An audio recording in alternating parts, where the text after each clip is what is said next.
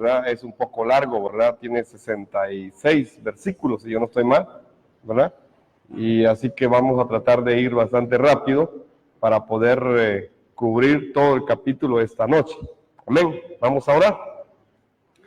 Señor, te bendecimos y te damos a ti la gloria y la honra, Padre Celestial. Gracias porque nos das el Evangelio, porque nos diste a tu Hijo, el que vino a cubrir, Señor, todos nuestros pecados en la cruz del Calvario, a perdonar todo, Señor, lo que había en nosotros, lo que hay en nosotros y lo que puede haber en nosotros en el futuro. Señor, gracias por esa obra redentora a través de tu Hijo amado, el Cristo, Señor. Hoy estamos acá y te pedimos, Señor, que tú nos guíes a través de tu Santo Espíritu, Señor, con esta palabra, para que podamos encontrarnos con el Evangelio, Señor, en este capítulo 24 del libro de Génesis. Gracias, Padre. Prepara nuestros corazones, Señor, y que con una actitud de reverencia a tu palabra, Señor, podamos recibir la enseñanza de lo que tú quieres trasladarnos esta noche. En el poderoso nombre de Jesús de Cristo, oramos, Señor. Amén y amén. Quiero decir que hasta ahora hemos recorrido 23 capítulos del libro de Génesis. Hemos avanzado ya en esos 23 capítulos y en los primeros 11 capítulos vimos acerca de muchos eventos, ¿verdad? La creación, la caída del ser humano, el diluvio, la Torre de Babel, todos esos eventos dentro de algunos que aparecen en esos primeros 11 capítulos del libro de Génesis. Pero lo más grande es que nos hemos encontrado en cada uno de estos 23 capítulos, nos hemos encontrado con el Evangelio y nos hemos encontrado con que Dios había dejado en cada uno de esos capítulos el Evangelio, solo que lo había dejado para que lo pudieran entender aquellos que tuviesen la revelación del Mesías Cristo.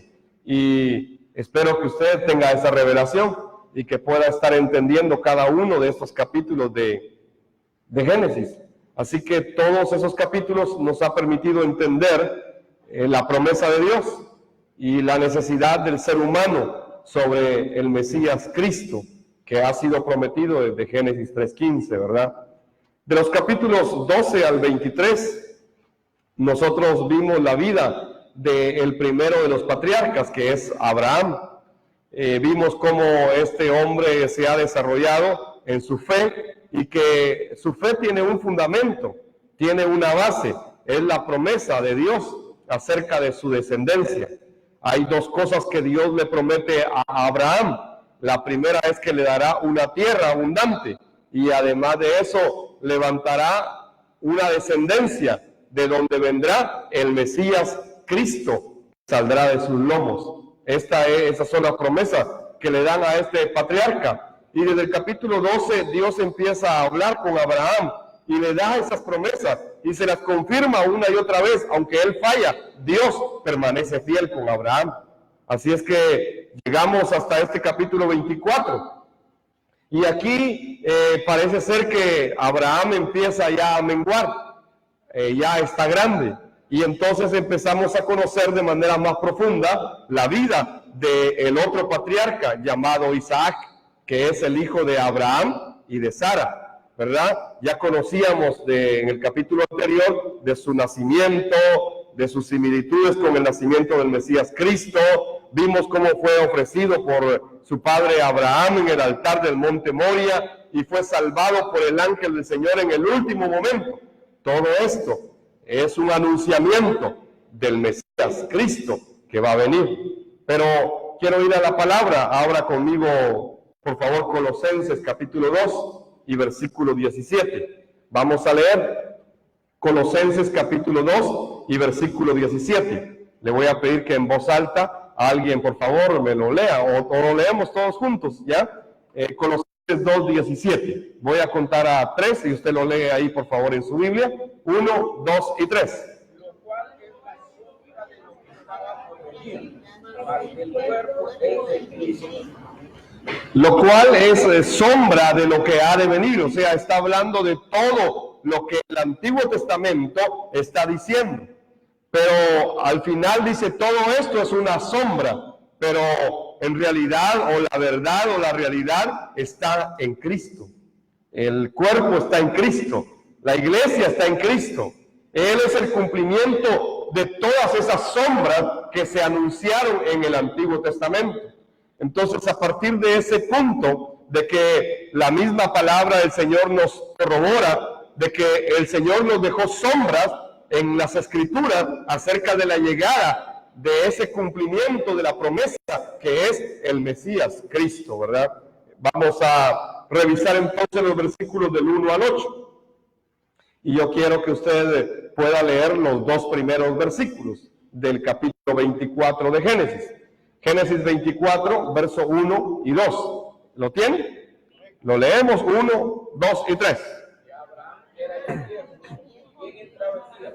Y el Señor había bendecido a Abraham en todo. Y dijo a Abraham a su siervo, el más viejo de su reino, que era el que gobernaba todo lo que tenía, pon ahora tu mano debajo de mi brazo.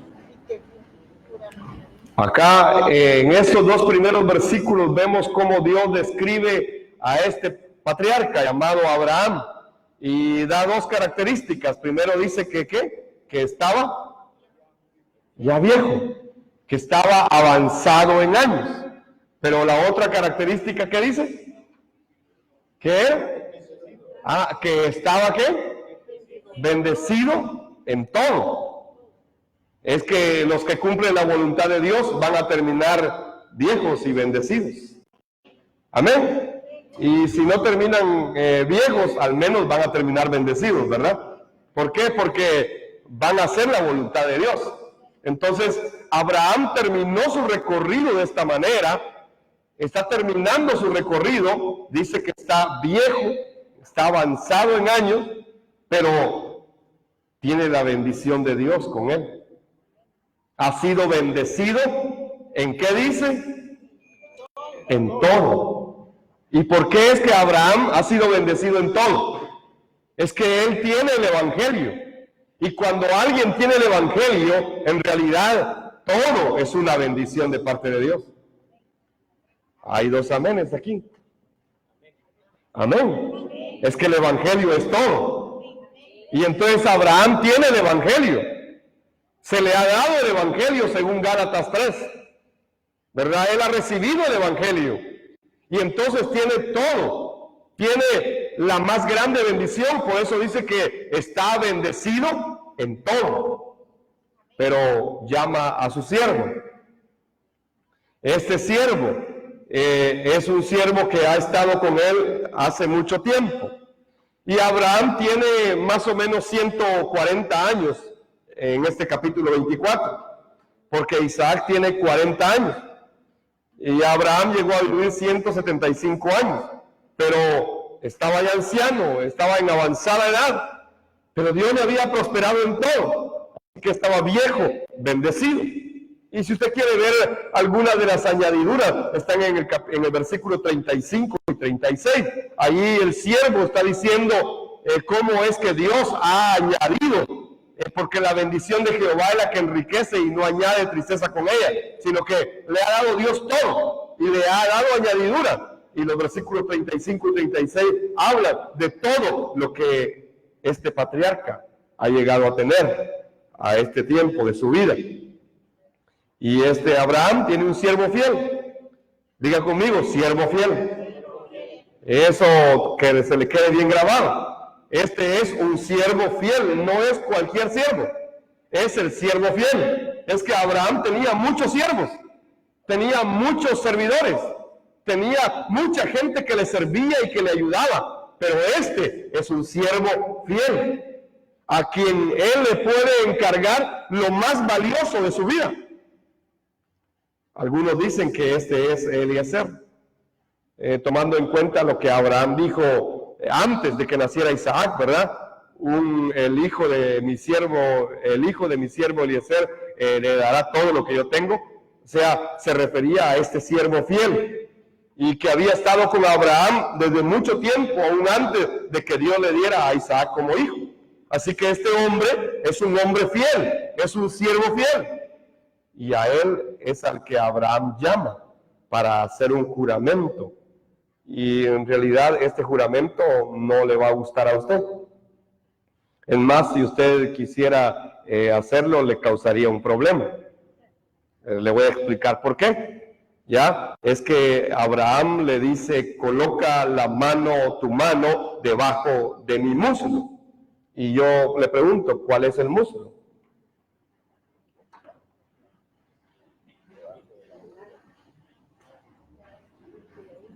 Y entonces ese juramento no le gustaría a usted hacerlo. Pero la palabra muslo se refiere a los genitales. O sea, en la traducción es coloca tu mano debajo de mis genitales.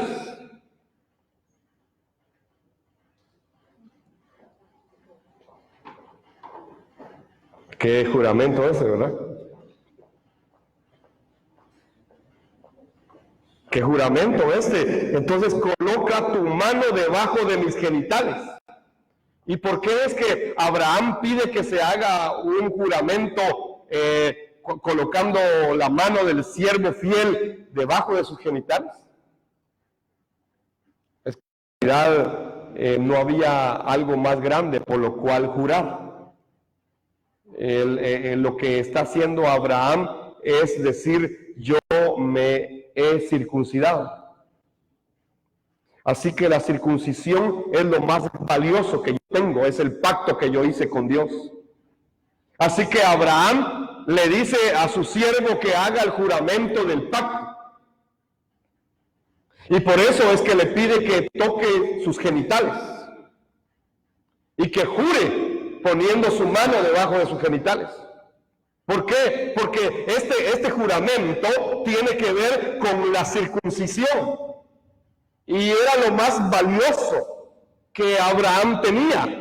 Y era lo más sagrado que Abraham tenía. Porque allí estaba el pacto que él había hecho con Dios.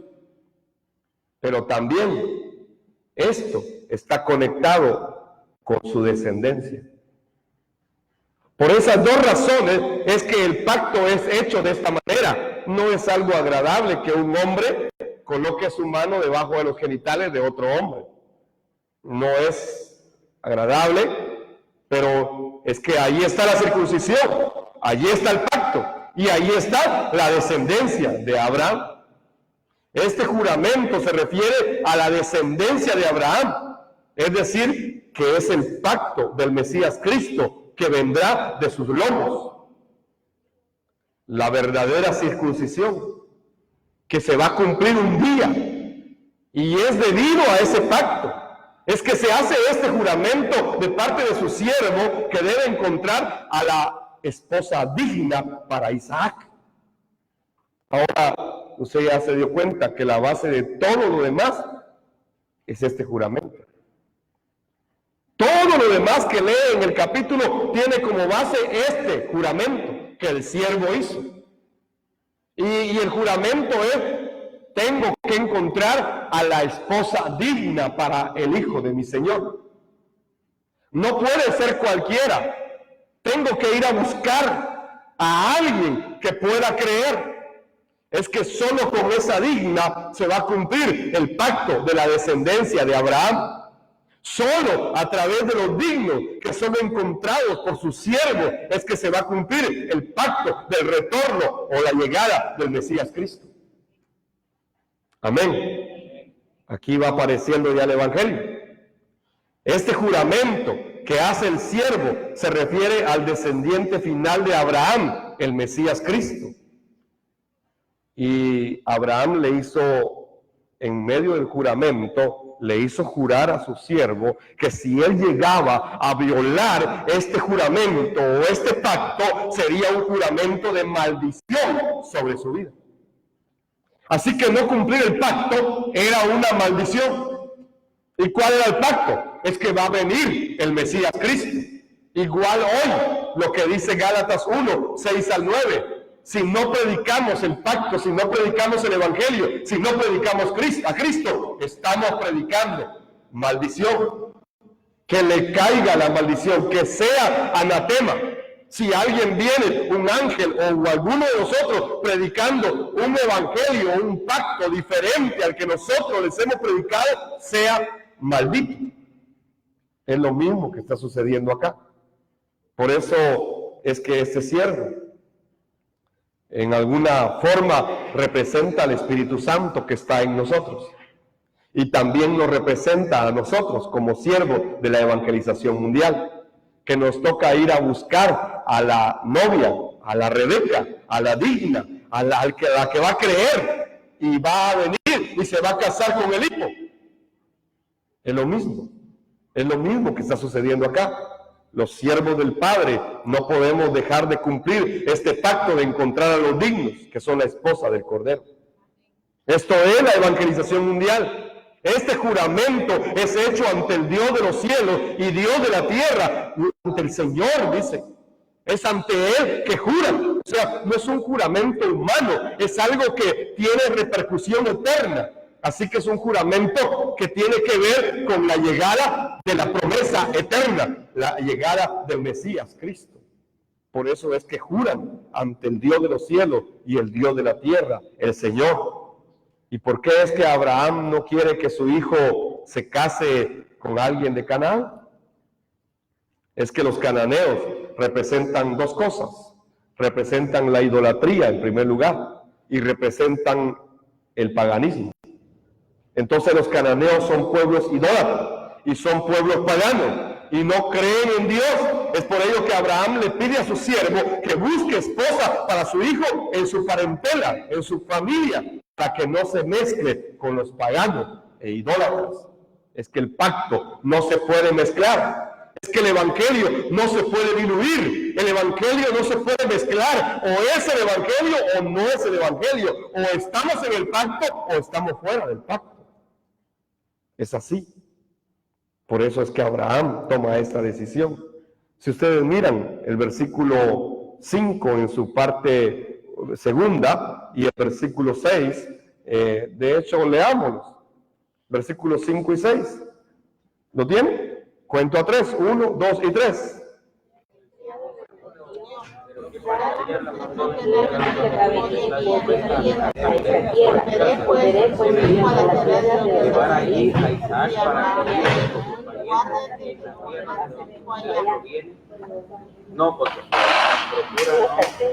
¿Es de hacer volver a tu hijo a la tierra de donde saliste?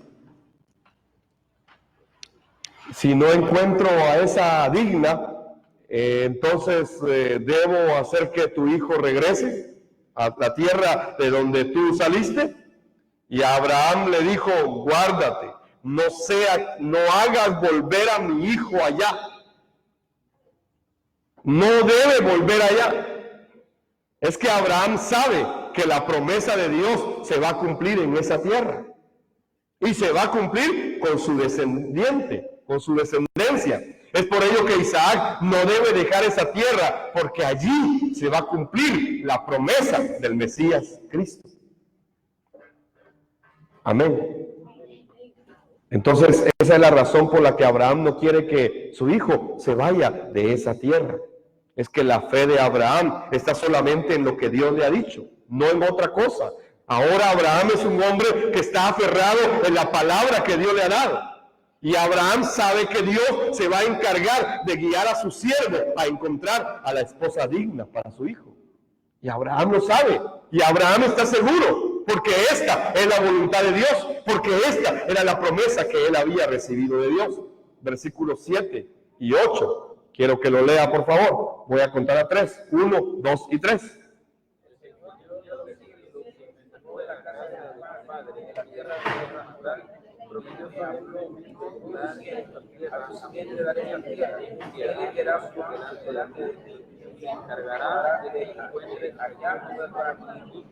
Si la mujer no quiere dispuesta a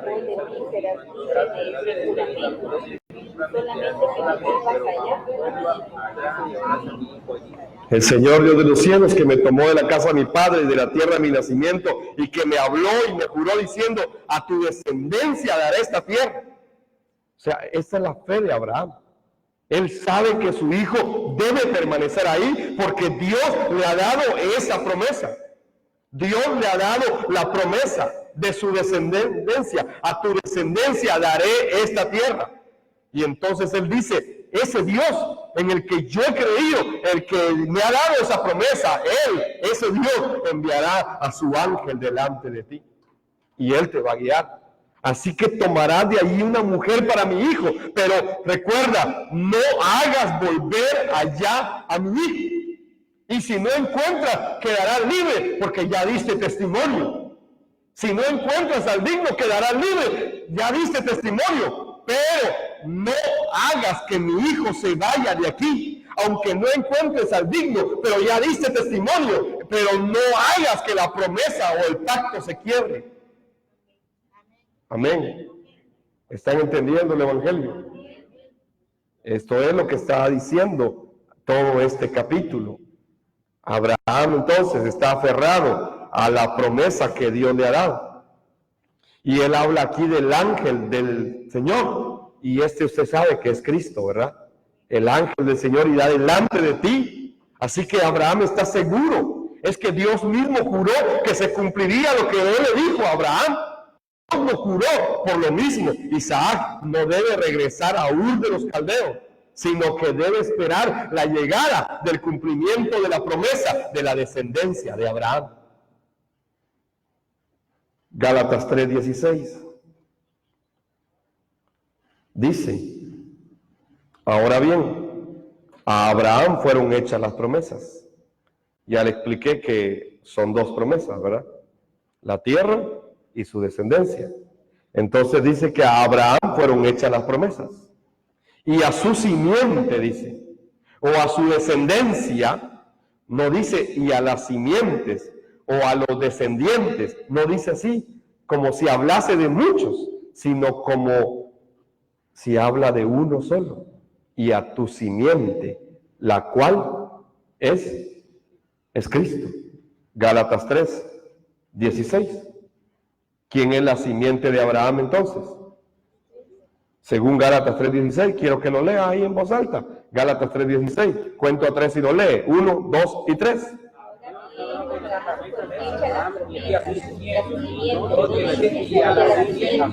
Como si hablase de muchos, la cual es Cristo. ¿Quién es la simiente de Abraham entonces? ¿Quién es la descendencia de Abraham? Es Cristo. Gálatas 3:16 lo dice claramente. Y entonces, ¿qué era lo que Dios le había dicho a Abraham antes? Que Él le va a dar la descendencia, porque de ahí va a venir el Cristo, de ahí va a venir el Mesías. Y cuando Él vino, se cumplió la descendencia de Abraham. Entonces, por eso es que estos primeros 8 versículos nos enseñan cómo Abraham hace que su siervo haga este juramento tan peculiar, ¿verdad? De colocar sus manos debajo de sus genitales. Y le hace jurar que no va a dejar que su hijo se quede en Ur, sino que él va a cuidar de conseguir a la mujer digna que se case con su hijo. En ese tiempo era normal que los padres eligieran a la esposa del hijo. Así que lo que está pasando aquí es normal. Hoy ya eso no es posible, ¿verdad? Ya los hijos deciden con quién se casan. Pero en el tiempo de Abraham y en esa época era normal que sucediera todo esto. Isaac tiene 40 años para ese tiempo y es su papá el que elige a su esposa.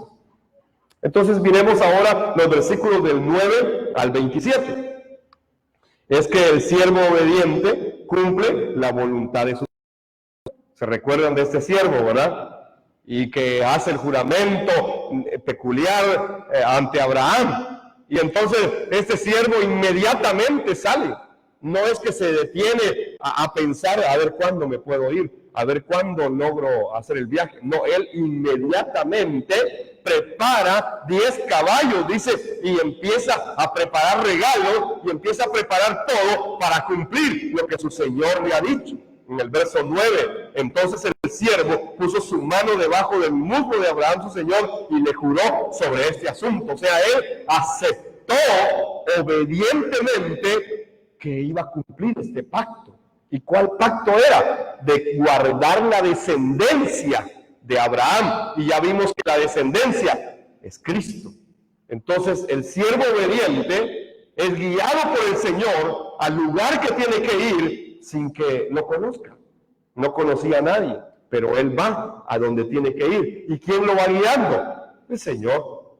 El Señor. Por eso es que la evangelización mundial es igual. El siervo obediente solamente va a donde el Espíritu Santo le guíe y se va a encontrar con los que se tiene que encontrar. El siervo obediente sabe también que su oración es escuchada por Dios.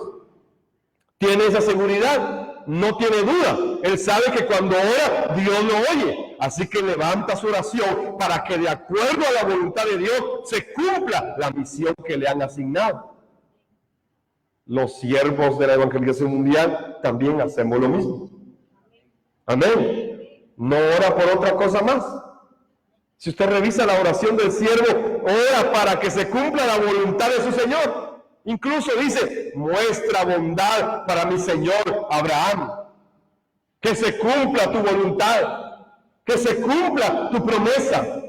¿De qué está hablando el siervo aquí delante de Dios? Solo le está pidiendo que Dios lo ayude a cumplir su voluntad, porque la voluntad de Dios es que llegara la descendencia de Abraham, el Mesías Cristo. Incluso se atreve a pedirle una señal a Dios. Hoy mucha gente le pide señales a Dios también, pero no para cumplir la evangelización mundial. Hoy le piden señales para ver si se compran el número de la lotería o no, ¿verdad? Y le piden señales. Si el siguiente número que viene es 6, entonces el que voy a comprar uno que comience con 6, ¿verdad? Y entonces le piden señales a Dios para ganarse la lotería, le piden señales a Dios para hacer un negocio, le piden señales a Dios para cualquier otra cosa, pero nunca para cumplir su voluntad. Pídanle una señal a Dios para cumplir su voluntad.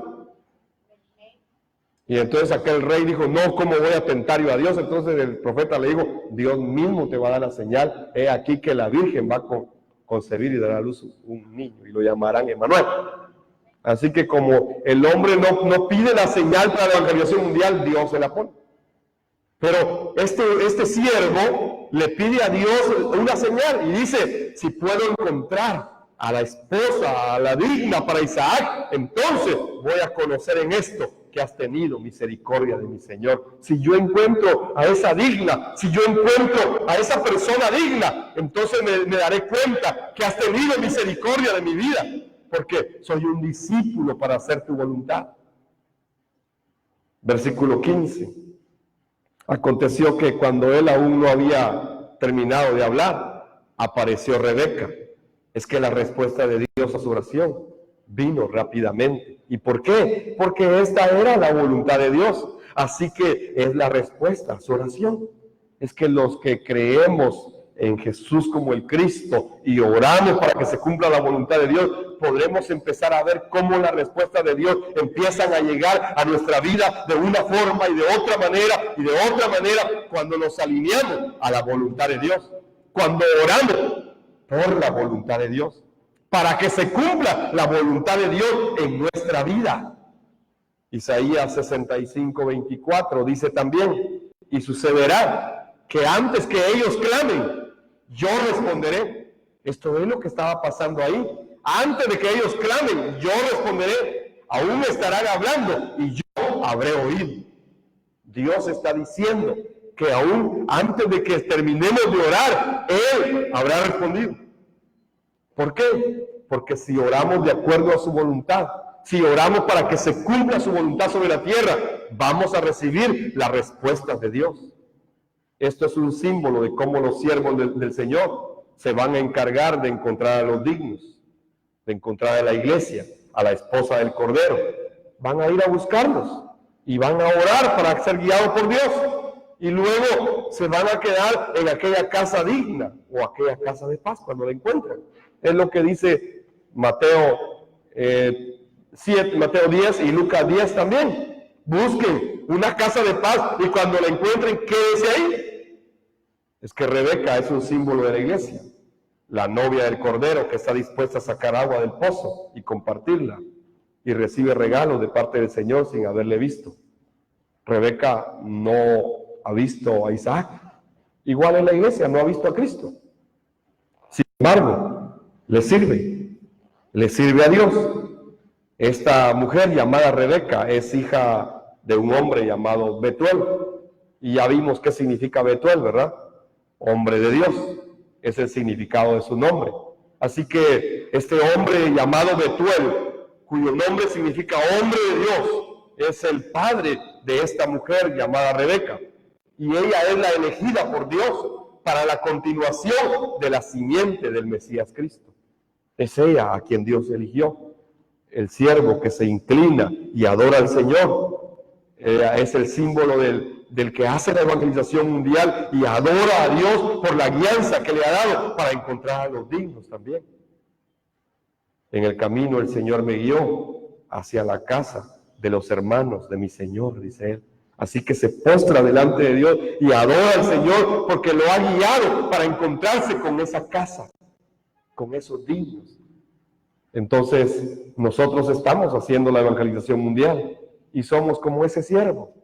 Y cuando encontramos esa casa, debemos darle gloria a Dios y adorar el nombre del Señor, porque es una respuesta que estamos recibiendo a nuestra vida de oración también. Amén. Vamos a ir a los versículos del 28 al 61. Esta es la narración de todo lo que el siervo pasa. Ya vimos que el siervo es obediente y va a cumplir lo que su Señor le ha dicho. Y en estos versículos del 28 al 61, vemos que encuentra la casa de paz. Este siervo obediente llega a la casa de Rebeca, llega a la casa de Betuel, encuentra al hombre de Dios. ¿Y de qué habla este siervo en esa casa? Si ustedes revisan todos estos versículos, hablan de lo que él habló en esta casa de paz. ¿Y qué habló este siervo obediente? Este siervo obediente solo habló lo que su Señor le había dicho. ¿Quién era su Señor? Y todo lo que él le había dicho. Rebeca sale corriendo a su casa para llevar la buena noticia que ha recibido. Y habla de lo que ha oído del siervo obediente. Y dice en el versículo 30, así me habló aquel hombre. Es que el siervo está llevando la buena noticia. Está llevando la buena noticia a esta casa de paz. Por eso esta Rebeca dice, así me habló aquel hombre, así me dijo aquel hombre. Es como la samaritana, ¿verdad? Es como la samaritana. Vengan a ver, ¿no será este el profeta que me ha dicho todo lo que yo he vivido? Es lo mismo que dice, así me habló aquel hombre, así me dijo. El mensaje del siervo obediente es lo más importante. Incluso en el versículo 33, era costumbre en ese tiempo que se sentaran a una mesa y que comieran antes de cualquier cosa. Era como decirle, eres bienvenido a mi casa, vamos a compartirte mi comida. Y en el verso 33, quiero que lo lea, por favor. Cuento a 3, 1, 2 y 3. Hasta que haya hecho mi mensaje, y él le dijo, habla. ¿Qué fue lo primero que hizo? Yo espero que usted, como siervo de la evangelización mundial, lo primero que haga no sea comer.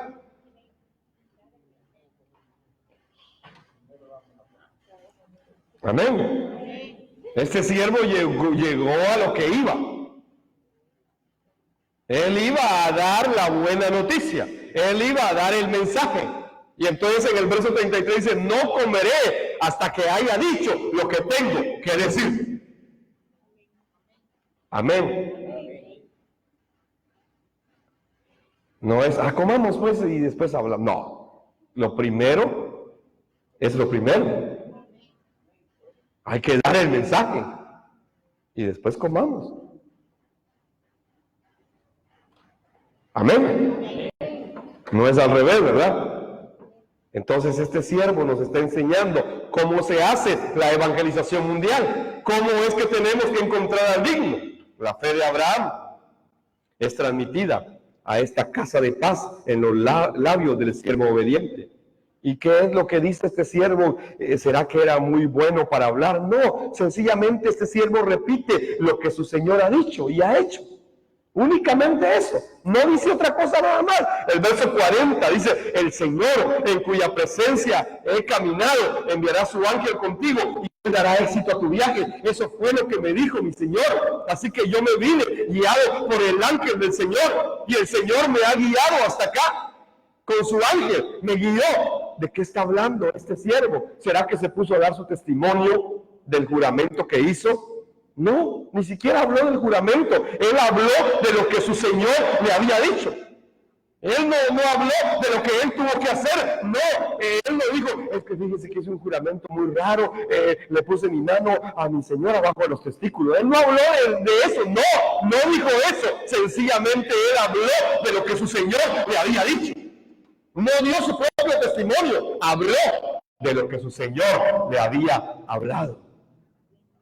Este siervo obediente solo da testimonio de todo lo que le ha acontecido al cumplir la voluntad de su Señor, de cómo Dios lo ha guiado a encontrar esta casa de paz. En el verso 49, ahora pues, si ustedes van a mostrar misericordia y verdad para con mi Señor, declárenmelo. Si no, declárenmelo también, y yo me iré a la derecha o a la izquierda. ¿Qué le está diciendo? Si la bendición cae en esa casa, quédate ahí. Y si no es ahí, ¿qué dice? Ve a la siguiente. Parece que este siervo nos está enseñando a hacer la evangelización mundial según Lucas 10 y Mateo 10. Es lo mismo, ¿verdad?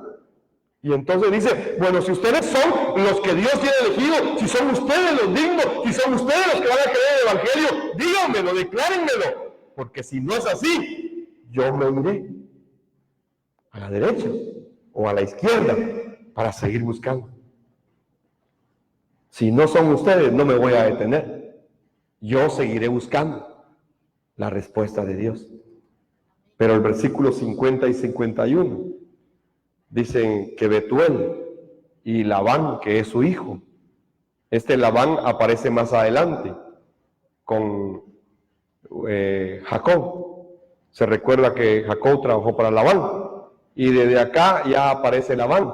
Y Labán, lo que le interesó a Labán fueron las perlas que el siervo le había dado a su hermana.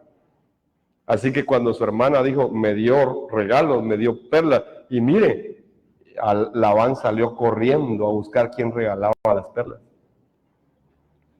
A Labán no le interesaba el pacto, le interesaban las perlas. Por eso es que más adelante usted lo mira, ¿verdad? Pero a Rebeca le interesaba el pacto.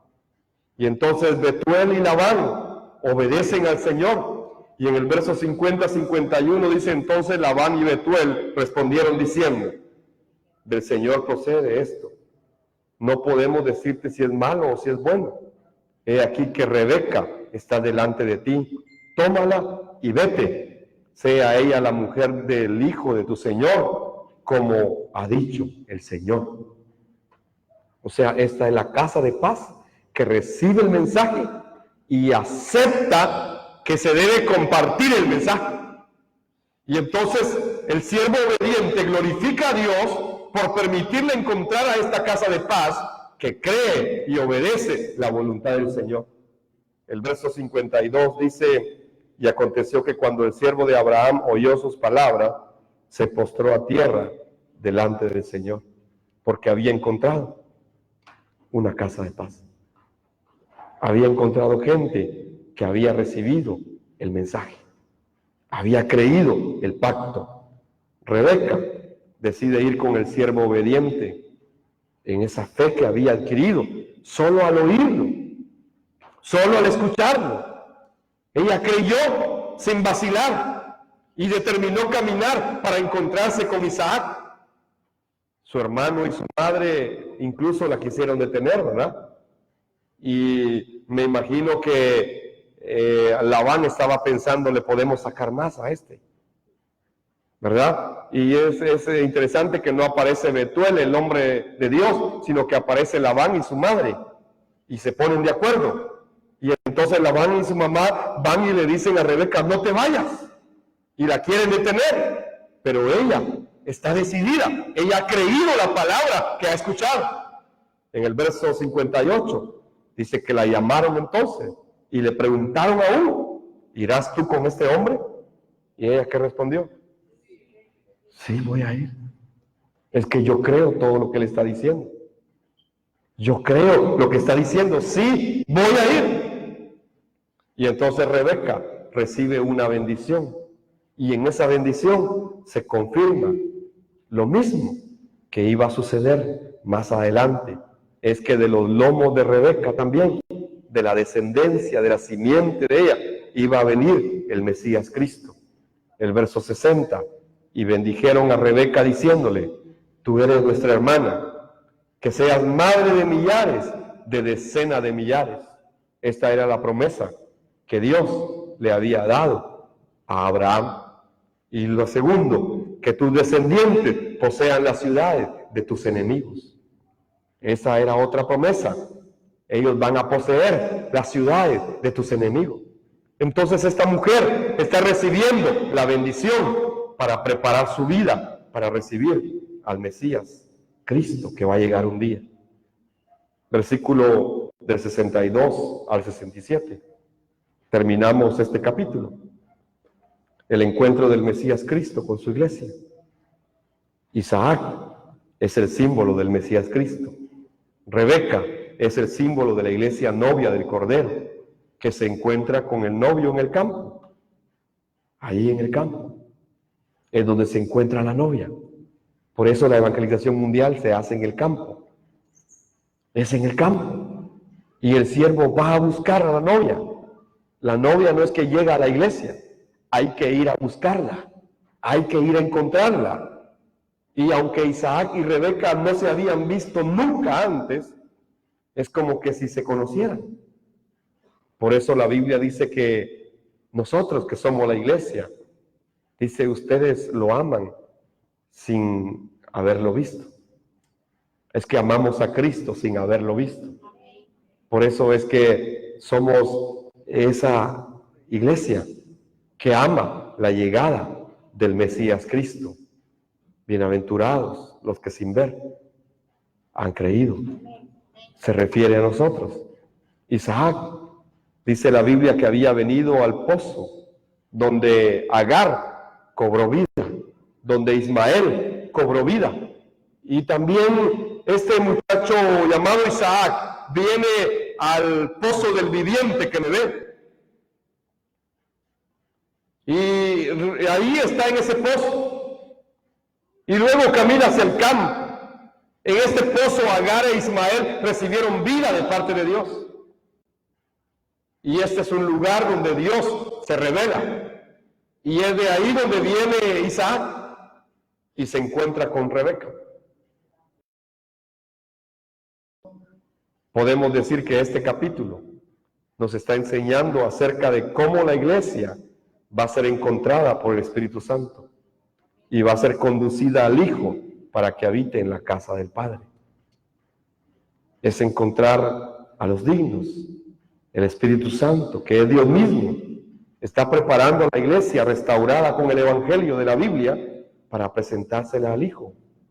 Pero lo tiene que hacer pura y santa. Por eso es que Rebeca, cuando mira a Isaac, lo primero que hace es que se baja del camello y se cubre. Porque eso demostraba primero respeto, honra y adoración a Isaac. Y luego demostraba que ella era una mujer virgen. Y que ella estaba aceptando a Isaac. Por eso la Biblia dice que la iglesia debe ser presentada de esa manera. En Efesios capítulo 5, verso 25 en su segunda parte hasta el verso 27 dice así: así como también Cristo amó a la iglesia y se entregó a sí mismo por ella, a fin de santificarla, habiéndola purificado en el lavamiento del agua con la palabra, para presentársela a sí mismo, una iglesia gloriosa, que no tenga mancha, ni arruga, ni cosa semejante, sino que sea santa y sea sin falta. Lo mismo está sucediendo acá. Pero la iglesia, en realidad de hoy, está siendo engañada por Satanás. Y está siendo engañada con algo que no es el Evangelio. Eso lo vemos en 2 Corintios 11, 2 al 4. Porque los celo con celo de Dios, dice Pablo. Pues les he desposado con un solo marido, para presentarlos como a una virgen pura, a Cristo. Pero me temo que, así como la serpiente con su astucia engañó a Eva, de alguna manera los pensamientos de ustedes se hayan extraviado de la sencillez y la pureza que deben a Cristo. Porque si alguien viene predicando a otro Jesús, al cual no hemos predicado, o si reciben un espíritu diferente que no habían recibido, o un evangelio diferente que no habían aceptado, ustedes lo toleran muy bien. En realidad la iglesia hoy está siendo engañada con un evangelio que no es el evangelio. Y a la iglesia le gustan esas cosas que andan haciendo hoy los falsos profetas. Y le gustan las manifestaciones y un montón de cosas, pero que no son el evangelio. Entonces, al igual que Rebeca, nosotros debemos ir y creer y obedecer la palabra que hemos recibido, sabiendo nosotros que Dios es quien nos está guiando. Amén. Dios nos está guiando. Isaías 54:5 dice, porque tu marido es tu hacedor. Porque tu marido es tu hacedor. El Señor de los ejércitos es su nombre. Tu Redentor, el Santo de Israel, será llamado Dios de toda la tierra. Así que Dios está con nosotros. Así como el ángel de Dios, el ángel del Señor iba con el siervo, igual Dios está con nosotros. Él es nuestro Redentor. Él es el Santo de Israel. Él es el Señor de los ejércitos. El profeta Oseas, en su capítulo 2 y versículos 19 y 20, también dijo algo similar cuando dijo, te desposaré conmigo para siempre. Te desposaré conmigo en justicia y derecho, en lealtad y compasión. Yo te desposaré conmigo en fidelidad y conocerás al Señor. Es Dios hablando a los siervos, a la iglesia. ¿Y qué sucede con aquel siervo que caminó tantos kilómetros, que oró en aquel pozo, que le pidió una señal al Señor, que habló lo que su Señor había dicho, que se quedó en la casa de paz, que dio la buena noticia? Aquel siervo obediente que no habló de él, que no habló de su testimonio.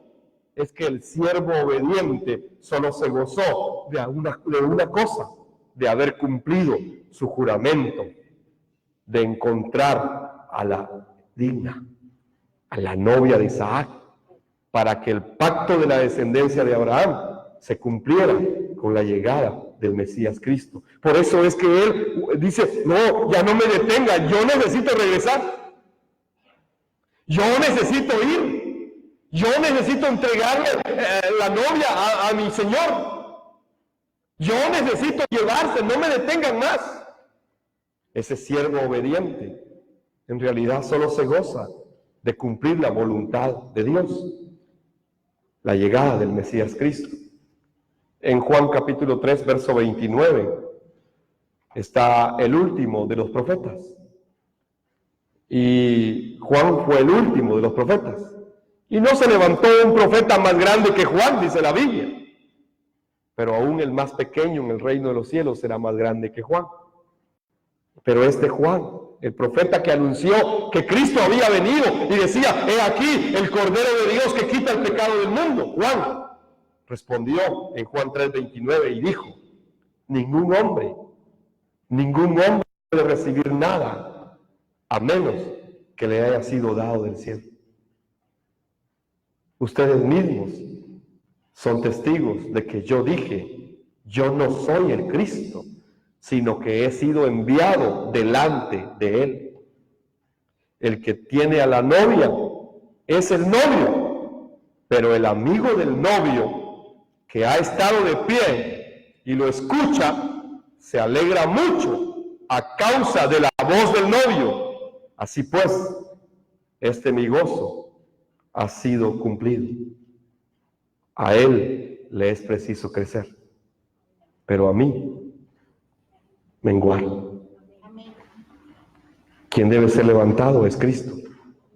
Jesús el Cristo, no nosotros. Como el siervo obediente que solo habló de Señor. Debemos hablar de Jesús como el Cristo. A Él le conviene crecer y a nosotros nos conviene menguar. Porque en realidad, si llegamos a tener algo, ningún hombre puede recibir nada a menos que le haya sido dado del cielo. Así que todo lo que podamos tener en esta tierra, lo hemos recibido de Dios, con el propósito de que obedezcamos su palabra. El Espíritu Santo nos está guiando a cumplir con la evangelización mundial. Y esto no es de nosotros, sino que es de Dios. Pablo dice, no que seamos competentes. No tenemos nosotros capacidades, no tenemos competencia para hacer esto, pero Dios nos da la capacidad. Así que no depende de nosotros, pero tenemos claro que al final nosotros debemos menguar y Jesús como el Cristo debe ser levantado como testimonio en todas las naciones de la tierra. Y en realidad podemos gozarnos viendo cómo sucede todo esto. Así como el siervo de Abraham se gozaba y adoraba a Dios al ver cómo se sucedía todo para el cumplimiento del pacto de Dios con Abraham. Somos siervos de la evangelización mundial. No lo olviden. Nosotros estamos en esta tierra para eso únicamente. No podemos nosotros salirnos de eso. Es como que si el siervo se pusiera a hablar de él y le hubiera dicho a la novia, es que yo tengo muchos años con mi Señor y yo le he servido y yo he sido fiel y yo he sido aquí y le he servido mucho. Incluso mi hijo iba a heredar, pero no, él no habló de él nada. Él habló de su Señor. Así que como siervos de la evangelización mundial somos llamados a cumplir este pacto que nos han dado. Amén. Espero que ustedes puedan dar su vida para preparar la venida de Cristo. Vamos a orar. Padre, te damos gracias porque podemos entender, Señor, que la evangelización mundial no es algo nuevo que esté sucediendo ahora, sino que es algo, Señor, que tú dejaste en tu palabra